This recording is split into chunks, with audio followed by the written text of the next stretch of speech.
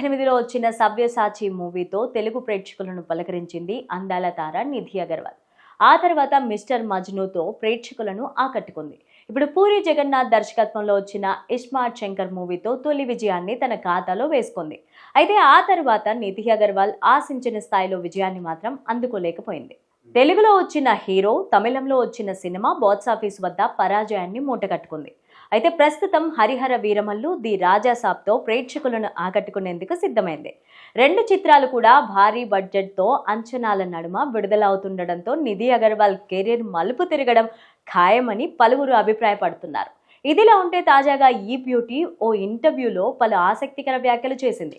పవన్ కళ్యాణ్, ప్రభాస్లతో పనిచేయడం తనకు ఎంతో సంతోషంగా ఉందని చెప్పుకొచ్చింది. ఇక పవన్ కళ్యాణ్ గురించి మాట్లాడుతూ, పవన్ కళ్యాణ్ సెట్స్ లో ఉన్నప్పుడు ఎంతో ఏకాగ్రతతో ఉంటారని, యాక్షన్ అని చెప్పగానే పూర్తిగా లీనమైపోతారని చెప్పుకొచ్చింది. చుట్టూ ఏం జరుగుతున్నా పవన్ పట్టించుకోరని, తన సన్నివేశం పైన మాత్రమే దృష్టి పెడతారన్నారు.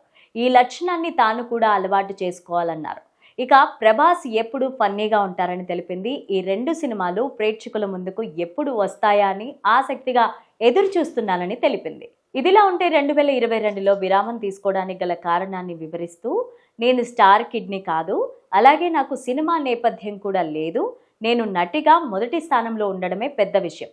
సినిమాల్లో అవకాశాలు రావడమే నాకు విజయంతో సమానమని చెప్పుకొచ్చారు. ఎక్కువ సినిమాలు చేయాలని అందరికీ ఉంటుంది, కానీ నేను నమ్మకం ఉన్న కథలని మాత్రమే ఎంచుకుంటాను. అలాంటి వాటి వైపు మాత్రమే దృష్టి పెడతానని చెప్పారు.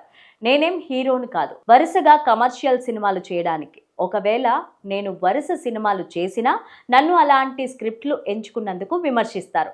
అందుకే గొప్ప కథలను మాత్రమే ఎంచుకుంటానని చెప్పుకొచ్చింది.